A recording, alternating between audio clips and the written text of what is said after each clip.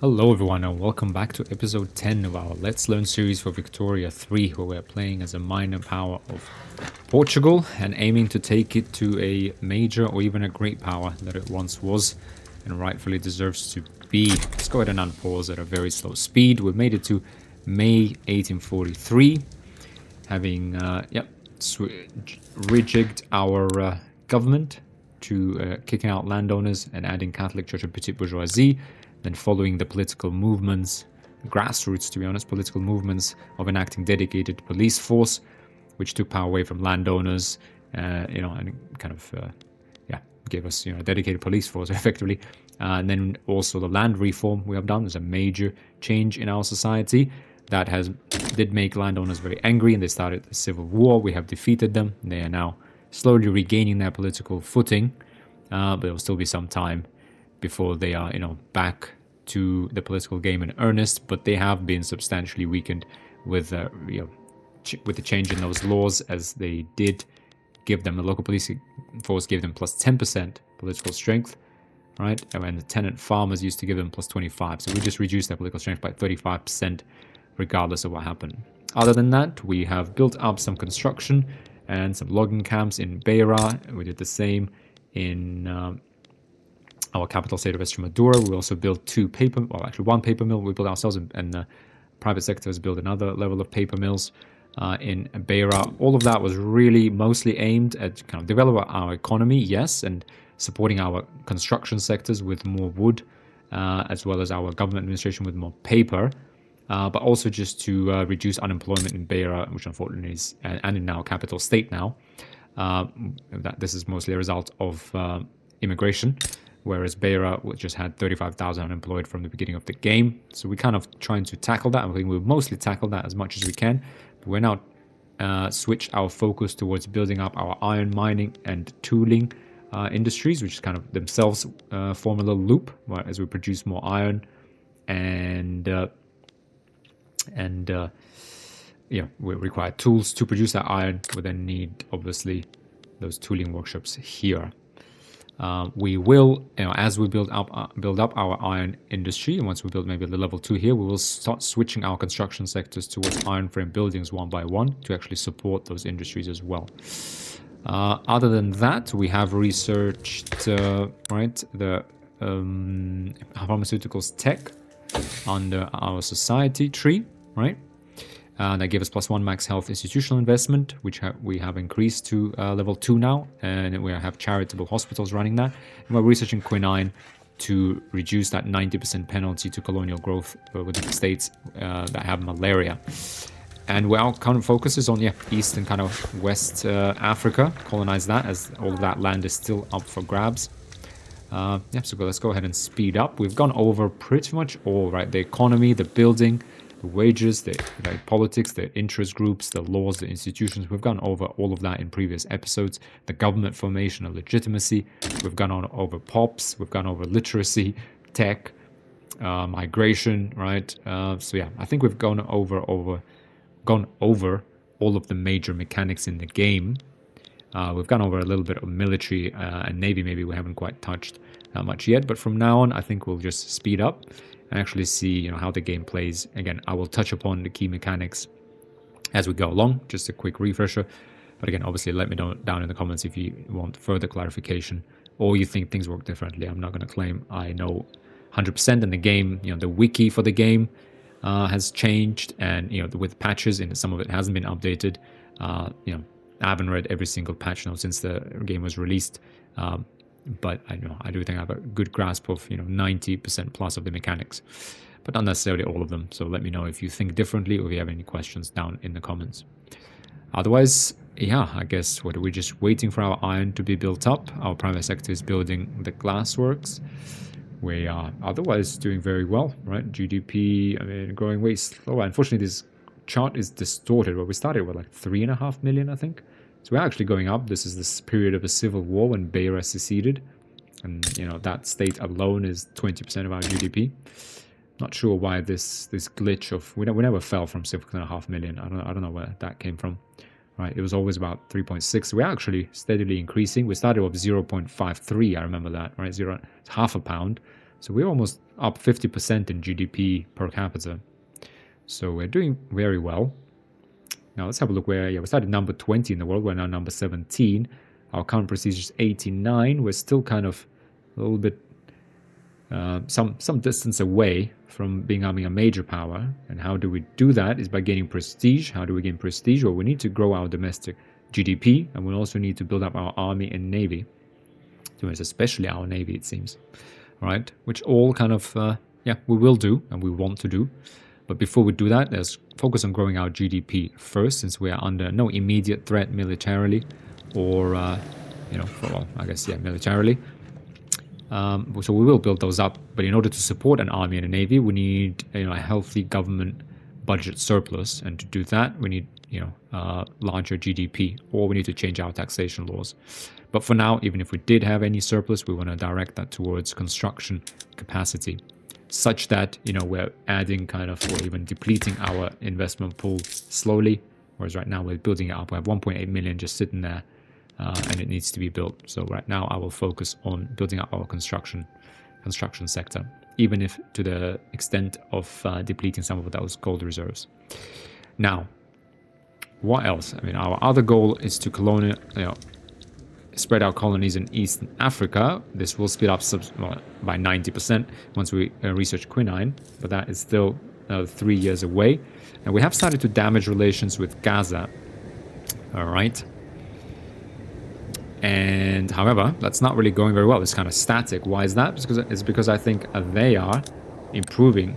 Yeah, they're improving relations with us. We're damaging, so that doesn't really change anything. The current relations are genial, but we want to invade them and link up our colonies. That's what we want.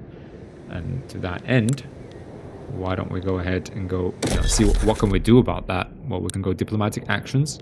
And one way to quickly and decisively ruin relations with any country is to expel diplomats to Gaza. Portuguese relations towards Gaza deteriorates by 30. Portugal expels the diplomats of Gaza, preventing all improving relations for 5 years. Portugal's infamy increases by 10. Let's go ahead and do that, since we already started on that path, right? This will now, they're now neutral. Now we're going to think now about military, or in fact diplomatic demands, right? Let's say we do conquer state for Lourenço Marques. Now, undecided, before we do anything like this, hang on a second. Yeah, we have 2 out of 2 here. So we have interest declared in West Senegal, West Africa, and Zanj in East Africa. Congo in Southern Africa, we have interest in naturally, because we actually have unincorporated states, but fully colonized states in both Congo, North Angola. South Angola is still being colonized. And in South Africa, we have the Lourenço Marques or something. So those. We also have Macau, and therefore that gives us an interest in South China. We have Sunda Islands, which gives us an interest in Indonesia, strategic region. And we have Nova Goa, which gives us an interest in South India. Again, what does that let us do? It lets us participate in diplomatic plays. However, we have to consider, just like we have strategic interests, other nations have strategic interests. And therefore, when we start a diplomatic play against Gaza here, which is in South Africa region, we have to think who else is in here and who else might intervene. And the way to see that,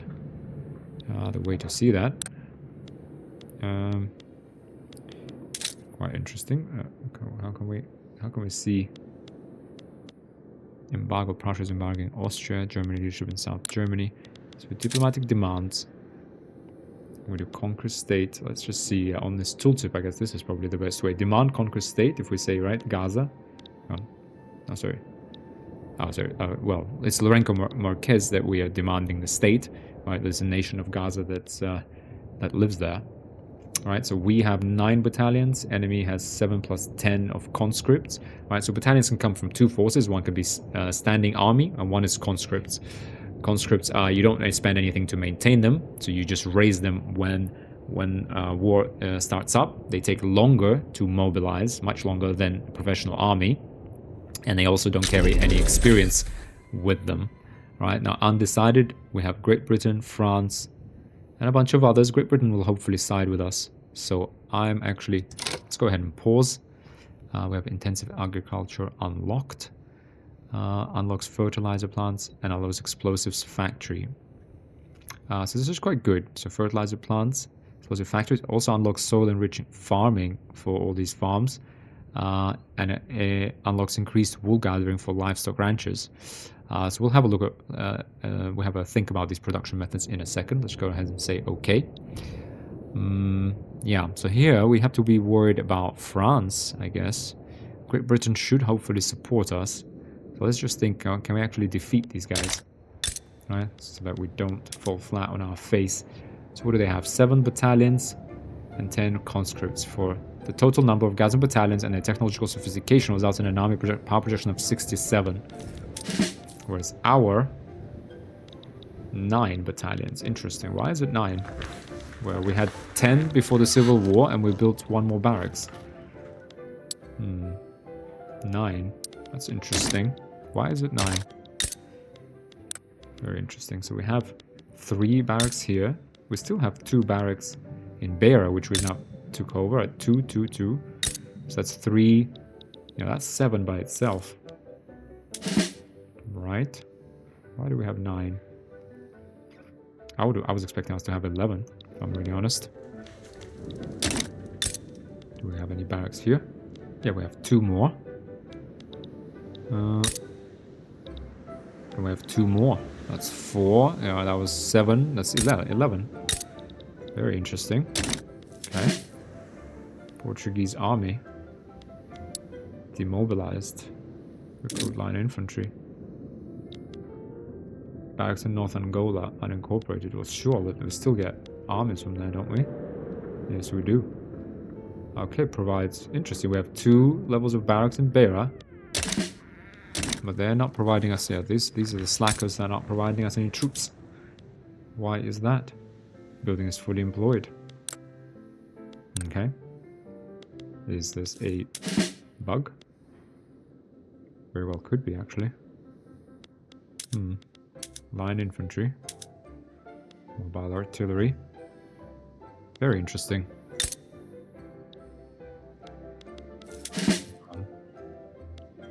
Yeah, so these are the military units. So we have Portuguese army. Yeah, these are the 9 infantry. Alentejo, Extremadura, Mozambique, and North Angola. Yeah, so all of these are, yeah, it's the Beira that's missing. Oh, sorry, I forgot to turn my timer on. Anyway, 12 minutes in.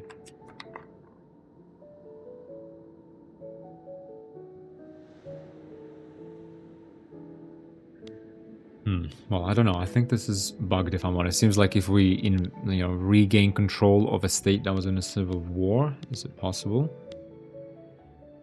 Right? You'll see units. Provides 0 to Portuguese army.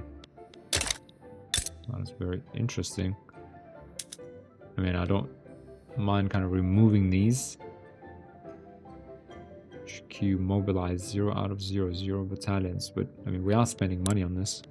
And we do have 2,000 servicemen employed here. I'm not sure what the problem is, gentlemen.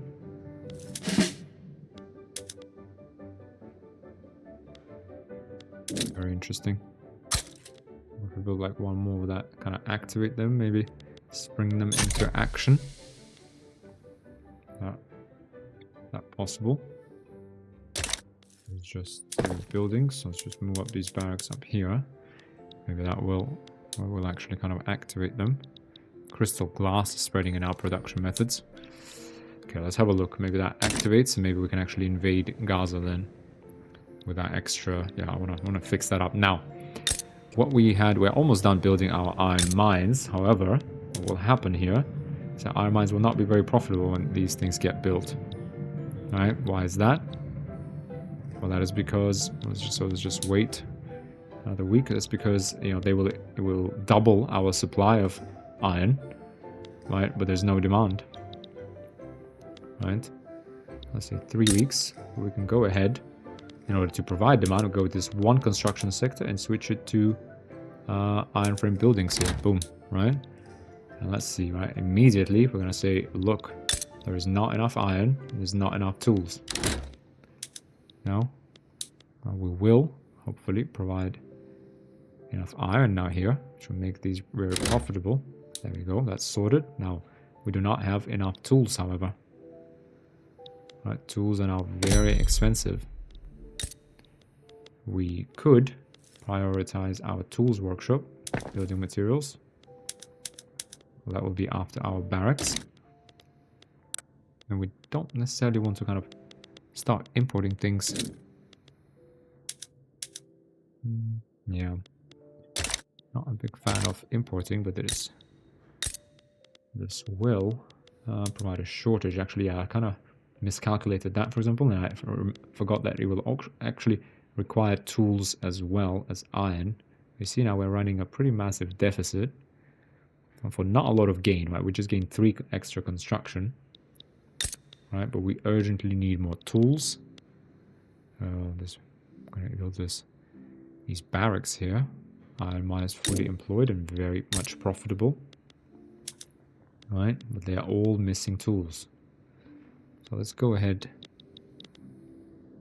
It will take, I have to say, like quite a bit of time. So we definitely perhaps we will establish an import route for tools.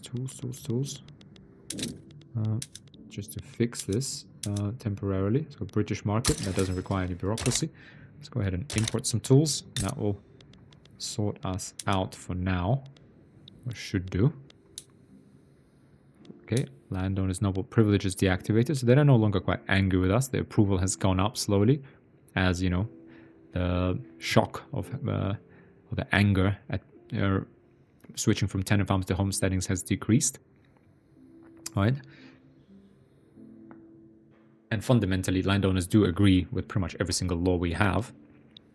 So slowly that the anger is subsiding, right? And so that negative trait has deactivated, which is good. Right? Prussian-British already ended. Political movement disbanded. Racial segregation. Okay, see, so some time has passed. They kind of understood they were not getting anywhere. So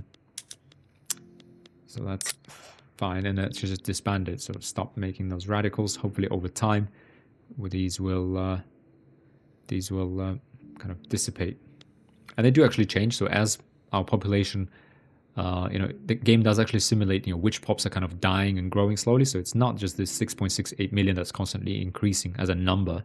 It does actually simulate the fact that some of these are dying, right? Some of these pops, you'll see. There you go. If you look, plus 44,000 have come from unfulfilled political movement demands. That's now disbanded.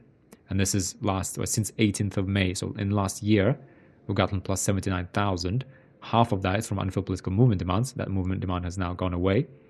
19.6 thousand from discrimination. Okay, that will always be the case. We're not planning to change that. 16.6 thousand from decreases in standard of living. That was unfortunate.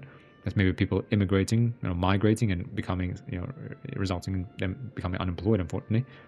13,500 having standard of living below expected minimum. That is rather bad. That's probably unemployed people as well.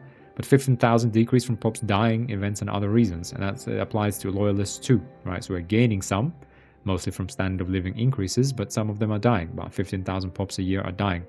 So there's this natural kind of attrition of both loyalists and radicals. And so over time, this will tend to zero. You will have neither loyalists nor radicals if things just kind of froze in time, and time went by, but all the other effects have just froze in our nation. Now, so the deficit has gone down as we started to import tools. That's good, but tooling warships should be very profitable. So let's go ahead and build those up. And it's going to take almost a year, which again shows as to why we actually need that construction. These construction sectors. Now, logging camps in Portuguese South Angola are being built. Okay, I mean, could still use more wood, but we will progressively move away from wood as we switch to iron frame buildings, right?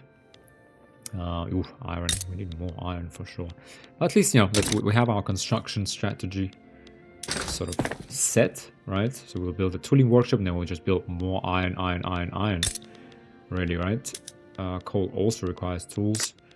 Yeah, we could probably then really kind of just go ahead and build like a second tooling workshop. And then, frankly, build probably 3 more levels of mines. That's it. That's enough for the next X number of years, right?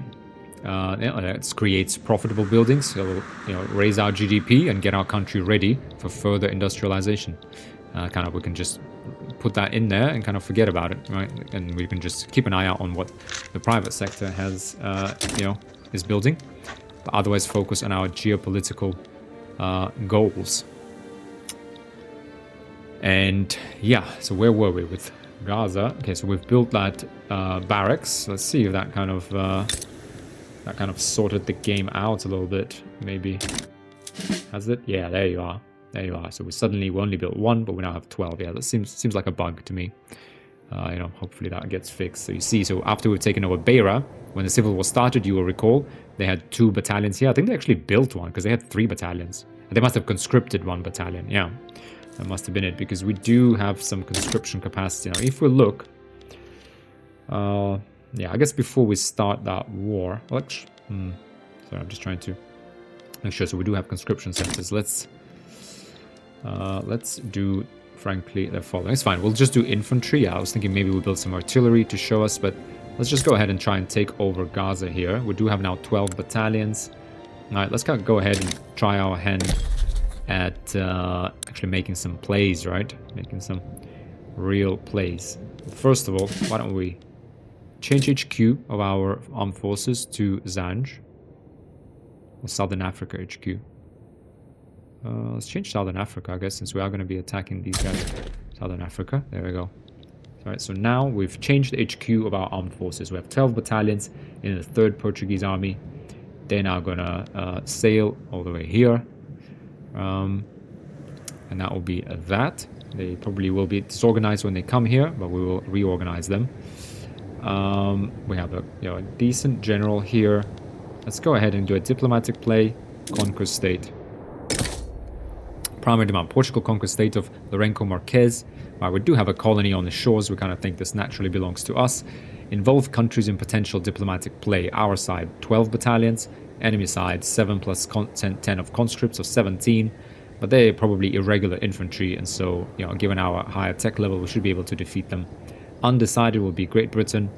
It would be interesting if they actually told us what it was. Demanding this will result in a diplomatic incident in Southern Africa, giving 9.2 infamy to Portugal and reducing their relations with 7 countries. Most of them we don't really even care about, but Great Britain we might care a little bit. So force diplomatic play. Enabling this will bypass the diplomatic demand and instantly start a diplomatic play, allowing for additional demands to be made against the enemy. If they refuse, this will trigger a diplomatic play, which may escalate into a war. Now, of course, this will immediately trigger diplomatic play, which will escalate into a war. Yeah, now, but we want to actually give them a chance to just give up, right? I think there is potential. If we click on this, I'm not sure. Does that mean we kind of avoid other countries being able to... let's actually wait for that. Let's wait for our armies to be in position, because I want to try forcing this through. Because I don't want people to kind of get in here and start deciding, who knows how Great Britain is going to behave. I mean, they are our ally, but ultimately, yeah, let's just get our armies in position. Just kind of have a look. Zoom to current location. There you are. They are sailing.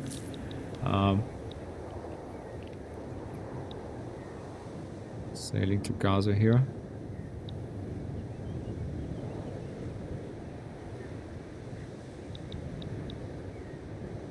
There they are. Portuguese Lourenço Marques. Yeah. Only natural for our borders to be extended, right? So let's go ahead and just slow this down. Go ahead, diplomatic play. Let's go diplomatic demands. Conquer state. Lourenço Marques. They will not accept. 0% chance for Gaza to accept. So there's no point in, I guess, waiting here. Expected military power difference in diplomatic play plus 25. Impact of demand war goal minus... Yeah. They will be annexed. Yeah, there's no way they're going to agree. So there's no point in dragging this out. We're just going to go ahead and maybe declare war. Conquer state started. That's interesting. Oh, I guess that means... Not really sure what that means, actually, the forcing of diplomatic play. Because it still started a diplomatic play. Now, we don't have anyone on this front. Let's go ahead and select our military again. So we've redeployed them. We now need to mobilize them, right? Because they're now living in their barracks, so we need to get them, first of all, just ready to march, right? Well, they seem to be moving to this front rather than here. Okay, let's have a look and we can deploy them. Okay, they seem to be moving to this front. Let us actually... Oh, looks like we're going to have to sail around here because they've moved over here. Let's mobilize our troops. Okay, let's have a look. Petit Bourgeoisie, treasury bonds activated. This is due to their approval of loyal.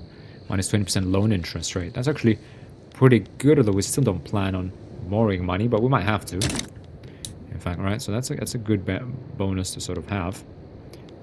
And something to keep an eye on. Tiara Fiera actually retired. We have Gastão de Noronha is now head of Petit Bourgeoisie. He's meticulous. As interest group leader, he gets 5% political strength and 5% interest group attraction. Excellent. He's a political operator as interest group leader, plus 5% interest group political strength. So, okay, so our Petit Bourgeoisie is about to gain in strength.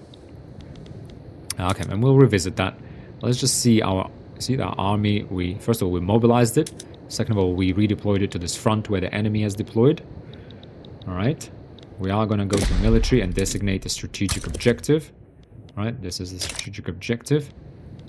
We then can look at our army, look at our general, and his order is to advance rather than defend. You can still take territory as defend, but he will focus on actually actively advancing, all right, onto the enemy territory.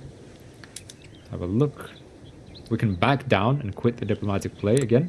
We could sway countries that have a strategic interest in this region, which right now is nobody. It's really just Great Britain. But Great Britain is kind of on our side.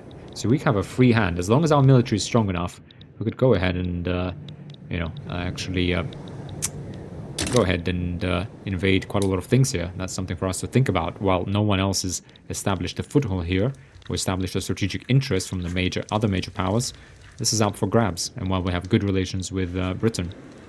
So we need to think about that and kind of get moving. Now, we have an event in Extremadura in our capital. It's just a random kind of flavor event. The armed forces are questioning the wisdom of relying on weapon imports from the United States of America, an acknowledged threat to our nation. Okay, we will set up a domestic arms industry in case of a betrayal. Adds build local arms industry to the Journal of Portugal. Or the American menace has been exaggerated. Yeah, we'll set up a domestic arms industry in case of a betrayal. For sure. Let's do that, and we can just even kind of schedule that. Just so we don't forget. Let's do this in our capital state.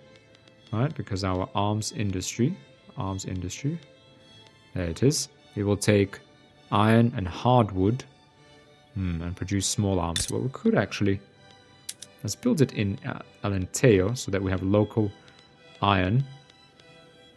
But yeah, we're kind of missing labor here, so we need to be very careful. There's only going to be one. Yeah, I guess we will put it in our capital state. That will always remain with us. So in case of any even civil war, and in case of any war, the enemy will not... I mean, if they take over our capital state, we have bigger things to worry about than losing our arms industry. So I'll go ahead and queue this up. Again, we can change that later. But ultimately, yeah, let's come back here. Diplomatic play is progressing. We have mobilized our army, moved it to the front that we want. We have designated strategic objectives to tell our general which way we need to move. We have ordered him, gave him an order to advance, and now we just wait. Right? The enemy has brought 8 battalions. They're not full strength, so it's only 6.37 thousand in there. We have brought 12 battalions, but only have 11.6 thousand men in those battalions. Why is that? Well, that's because we are not starting to face attrition. Right?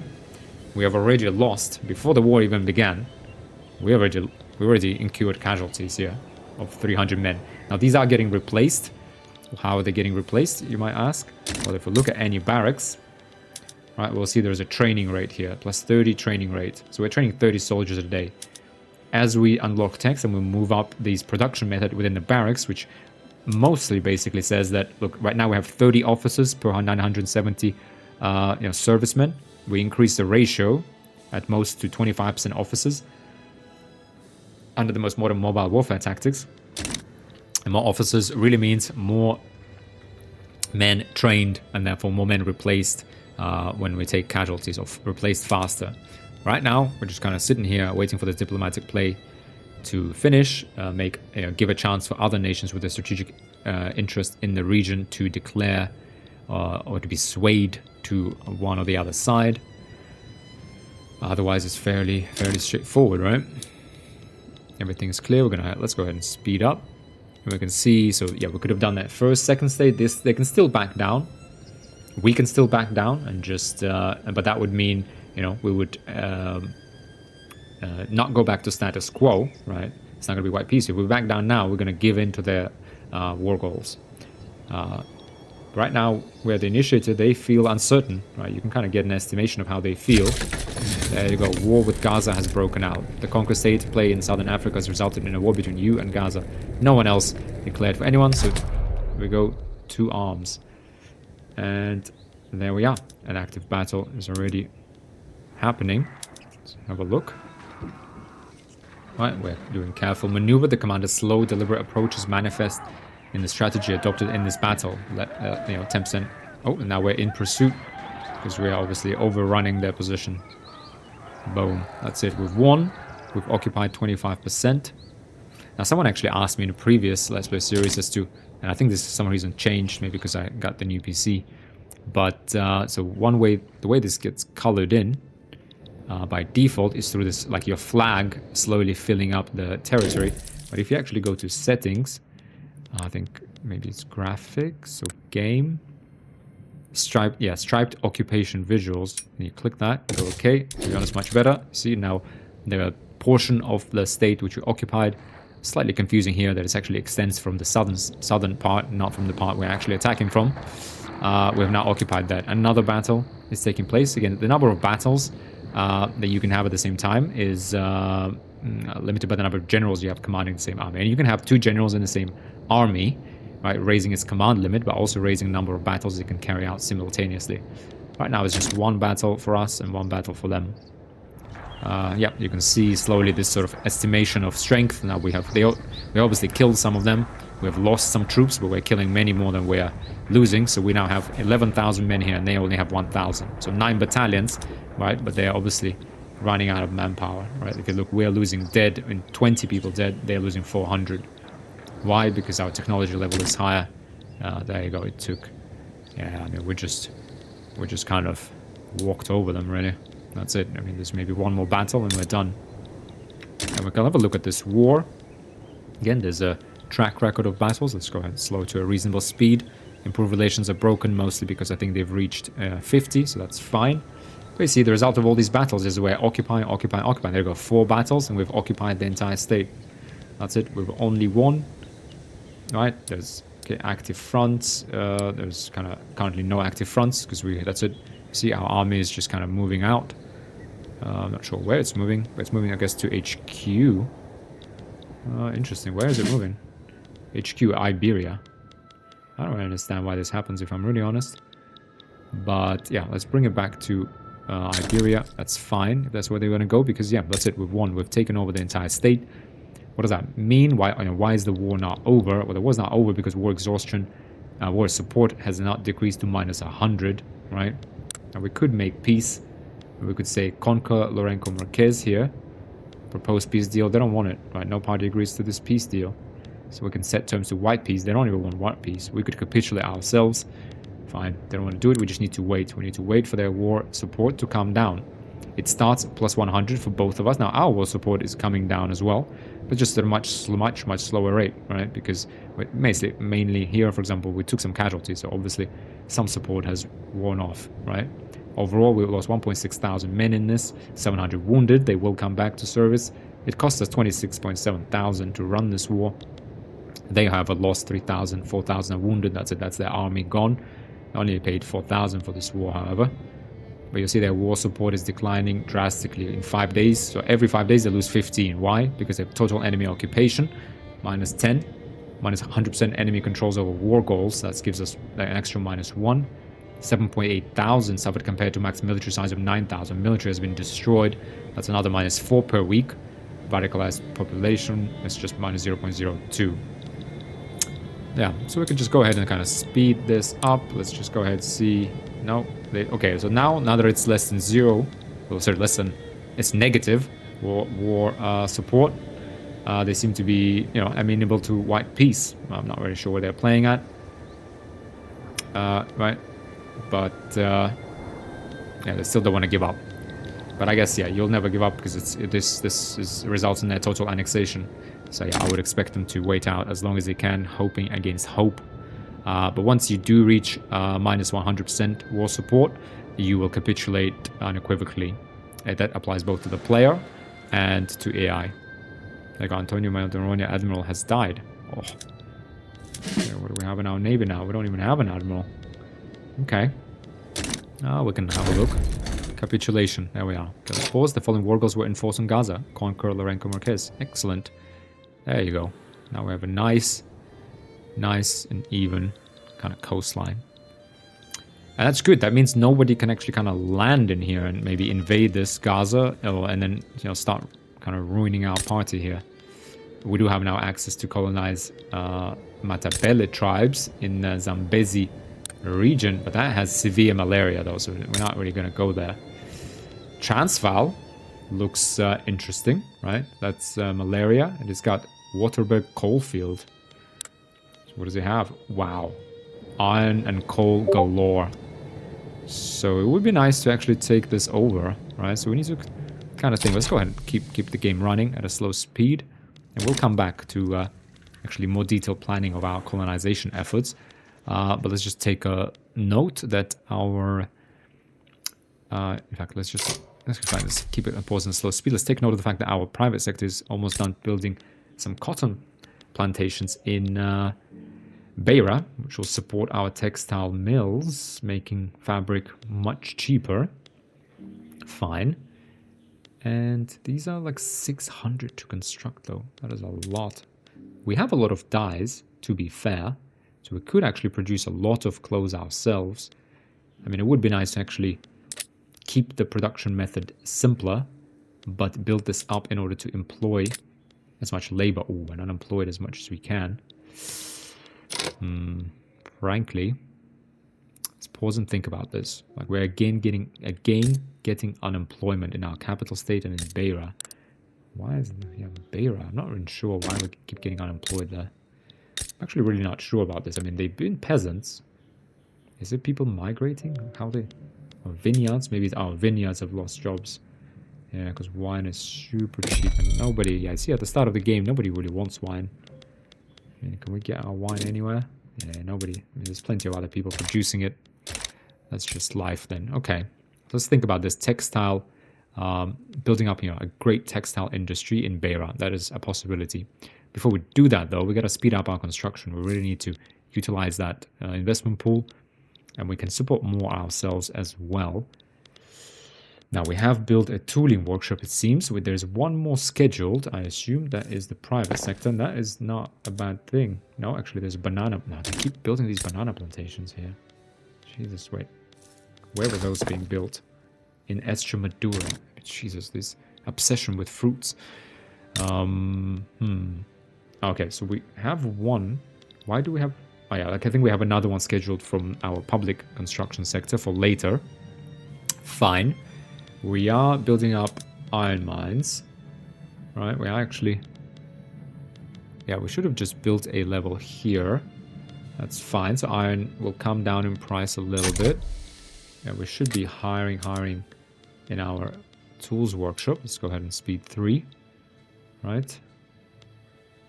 I think it's here we're just using peasants to fill this up. Boom. Come on. Where's this fully employed? No, it's not employed. Why is this not getting employment? That is a good question. Pertinent questions. Why is this not employing people? I'm just going to go ahead and stop. I think something is going on with the game. I'm going to go ahead and subsidize it. Why? Yeah. Failed to hire additional employees. Why is that? Yeah, there you go. I'm gonna kickstart that. Yeah, odd that hasn't happened. Let's go just speed this up. Just make sure this is working. There we are. Okay, it will start hiring from peasants. Build this up. Get more tools into the economy, which we desperately need. We're still building up iron with the aim of increasing our construction capacity.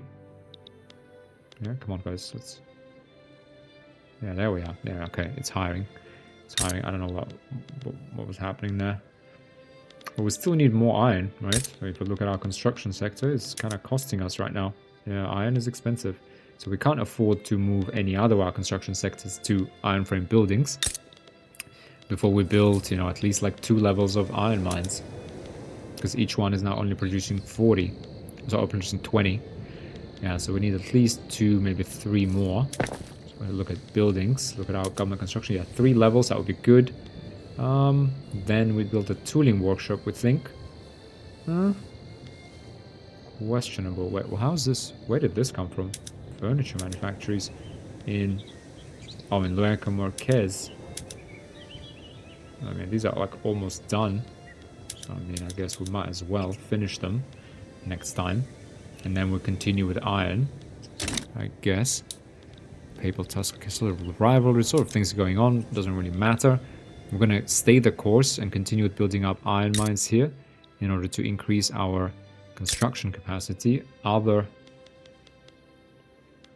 Yeah, I guess, I mean, what is the alternative? I mean, these things take 600 construction to build. So I would like to build some more textile mills and potentially stop importing clothes, but rather build up our own textile industry. Because right now, if we look at our textile mills, subsistence farms are producing some, so 2 of these. But if we look at the Portuguese market, buy orders are 390. That's all Pop needs, right? Notice that this, I mean, clothes is kind of this consumption good. No one else really, you know, not other building will actually require it. But we get 130 from trade routes, and then most other, yeah, we get subsistence farms, etc. So actually, yeah, by getting more peasants into other jobs, we will decrease this sort of subsistence output of those other goods and help our textile mills. Yeah. But right now, okay, maybe we just leave this as is. Yeah, you see now fabric is very cheap with these cotton plantations fully employed. Throughput of plus 35%. Why? Beira, Portugal, plus 25% from cotton gin. Okay, the cotton gin is a machine which quickly separates the cotton from its seeds, enabling a much faster processing time than doing it by hand. That's a tech that we have unlocked by default. 10% from rural folk, honest work, right? Throughput of, I guess, plantations. If we go to rural folk, oh wait, Alexander Freire de Andrew retired as our trade unions annexed subject in Indonesia. Dutch East India started an annexed subject diplomatic play in Tidor.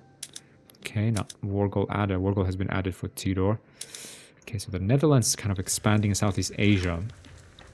I kind of feel there's a long-term rivalry there. Hang on guys, let me just pause and respond to some of these Steam messages that are bombarding me.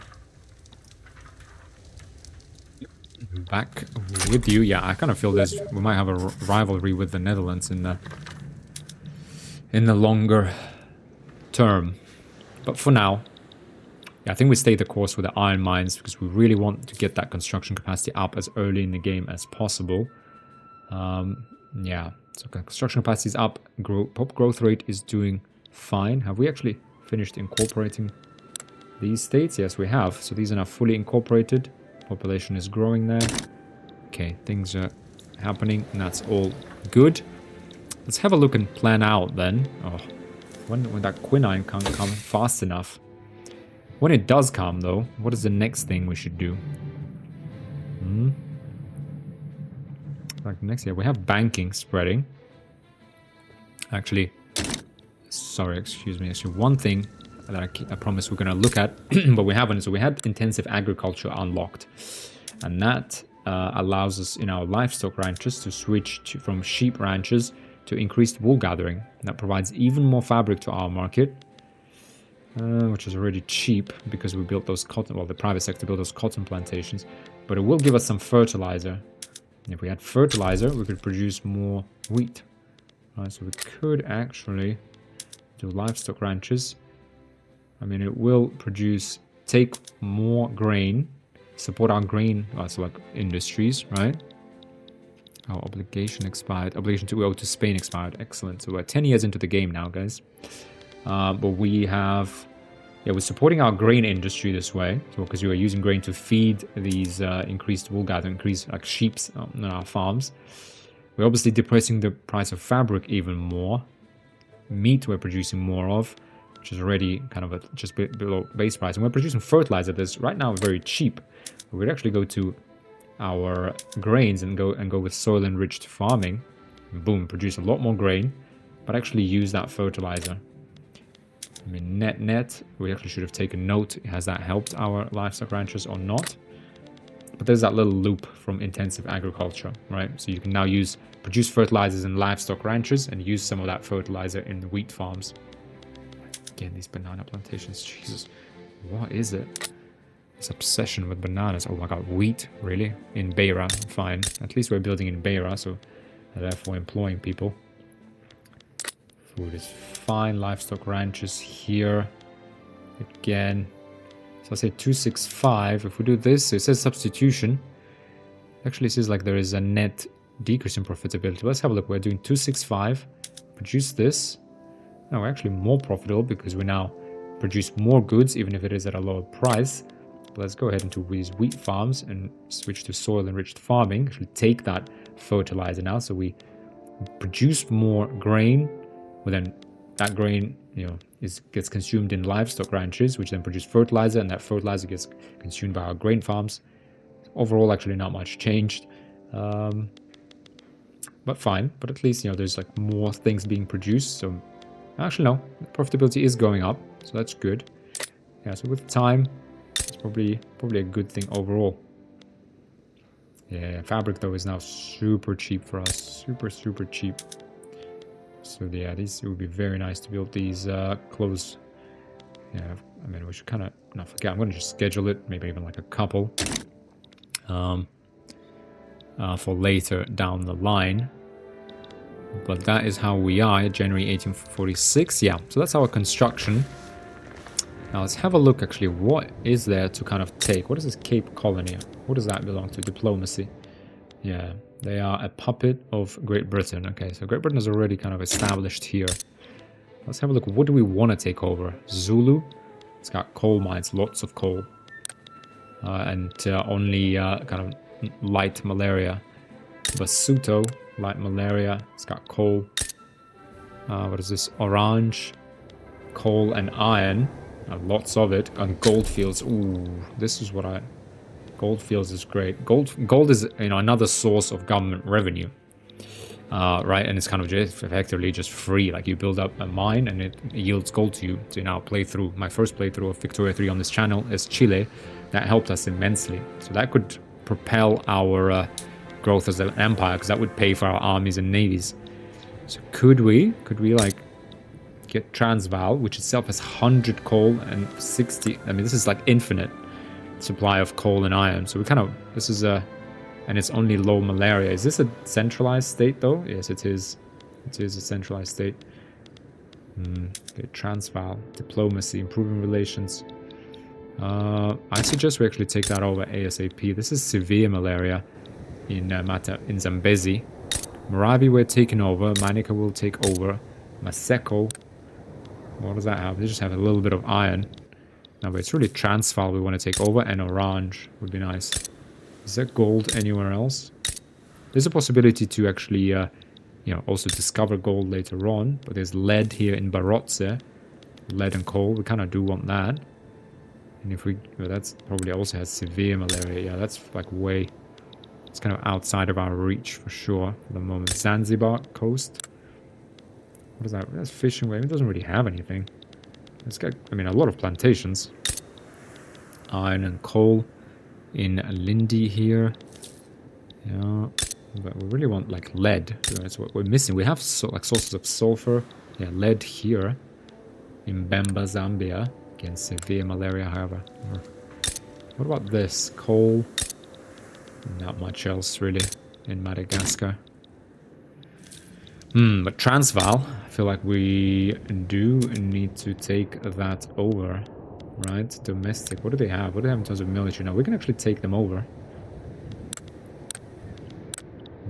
Boer primary cultures, Low Countries, African settler, European heritage.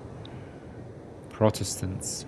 Yeah, there's going to be a lot of tension here with them, but I mean, this is like a gold mine. They have coal and iron.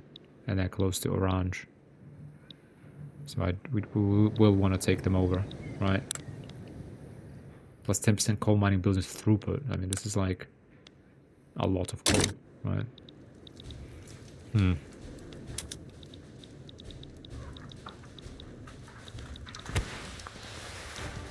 Very interesting.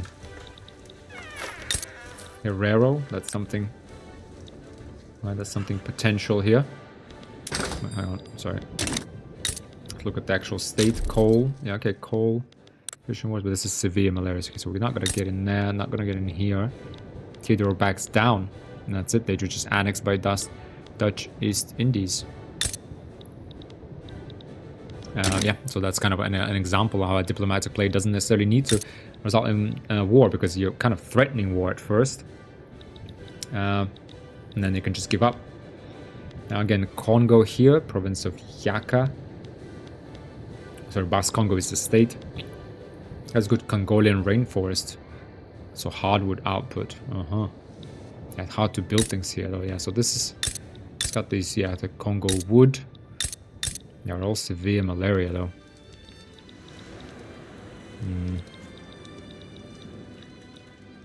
Anywhere else we can expand, really? There's no point in Zanzibar. We have the coast, yeah. We really need to push into like Transvaal and Orange. Secure this gold. This would be very nice for us. I mean, look at this. Yeah. So let's think about that in the next episode, perhaps soon.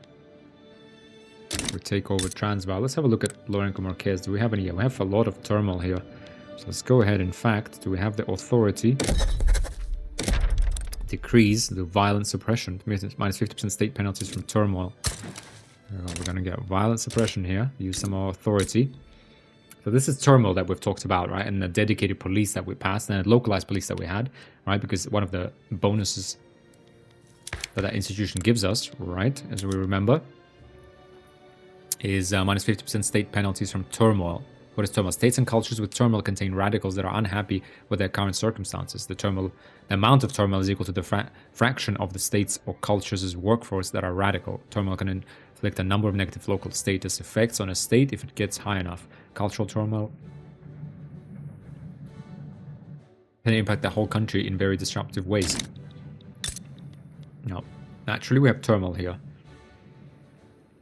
What does that mean? We have minus 37% migration attraction, 25% tax waste, minus 25% state construction efficiency.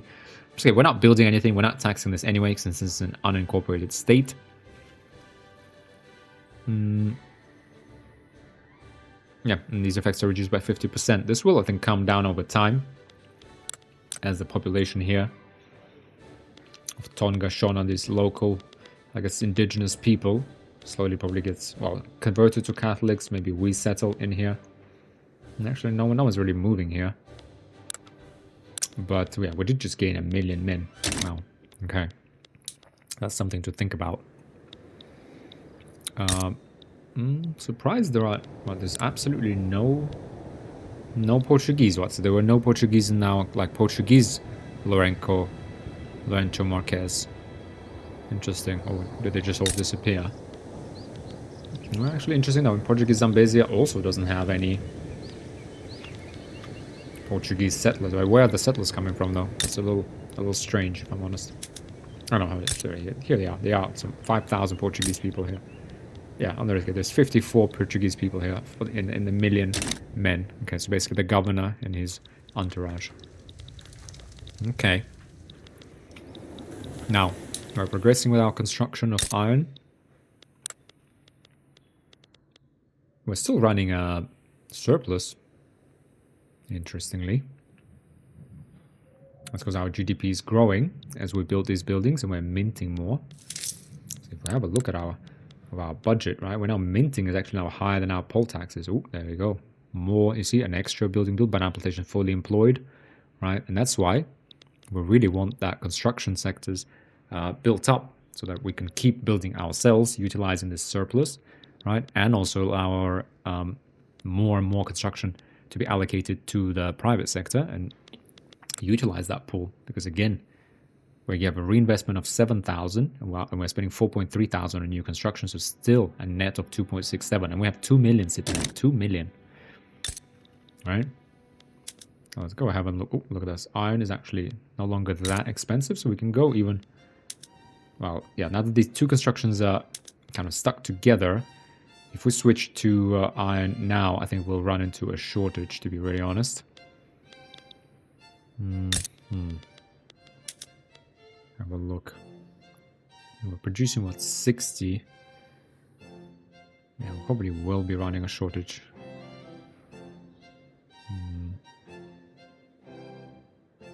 Yeah, because we will add, you know, quite, I mean, not just quite a bit, I mean, but 100 iron demand with this. 100, right? Yeah, iron will immediately jump up in price. So will tools, by the way. And we'll use less fabric and less wood, so that price will stabilize. That's okay. But iron and tools will just jump in price absolutely massively. Okay, we do need... I mean, price for tools... Well, that's actually okay. It will support these tooling workshops, but iron... I guess ideally we would build this up first, right?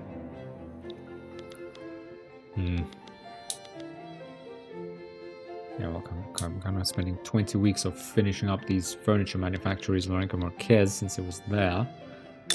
Probably better off spending that on the iron. Well, let's try running that deficit, I think. That's kind of worth it, because we do want to get things building faster, right? I would actually give this a go. I mean, we will add 100. Let's just think this through, because I don't want this to result in a shortage. But in terms of iron in Portuguese market, yeah, we're producing 60. Our buy orders are now 60, 50 from construction sector. Yeah, but these will go up to. Let's pause. Where banking unlocked, a vast financial institution, the bank provides security for public and private interests and can become the centerpiece of a vast monetary network of investments, loans, and opportunities. Modifies plus 10% minting. So now, whatever increase from GDP we had before, we now get plus 10% and minus 2% loan interest rate. Okay, now minting especially was important. Now, again, minting is becoming by far the largest source of our income right now. But again, more of that means we can afford more construction. With a caveat that we need more iron. Yeah, we're only producing 60 at the moment. If we just put like 100 demand in here, yeah, it would kind of ruin our party a little bit. Yeah, we definitely need one more maybe. I'm actually gonna go ahead. Yeah, it's gonna give it plus 100. So we'll demand 150 while we produce 60. Yeah, so that will result in a shortage. So we really need... Yeah, if we think this through properly, we click on iron. So Portuguese market, we have 60, and we demand 60. We'll add 100, so we have 160 demand. That's almost triple the sell orders. That will definitely be a shortage. A shortage results when our buy orders exceed sell orders by 2 times. So, yeah, we need 80 here. Yeah, yeah, if we had another level or 2 of iron mines, then we can switch to iron construction for everybody. Mass communication is spreading. Go ahead and speed up. It's okay. Well, let's just keep this surplus running. Build up a bit of build up our gold reserves a little bit. Right. Tooling workshops are employing people. That's good. Iron mines are profitable. Oof. Oh yeah, with the next level of iron mines.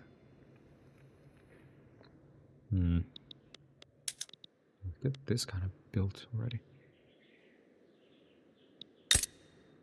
Yeah, it will result in a shortage. It will make these... yeah, I guess we need to wait. I would wait for the next level of these iron mines to be kind of at least half built or almost built, and then we switch, and then we support the iron industry, and we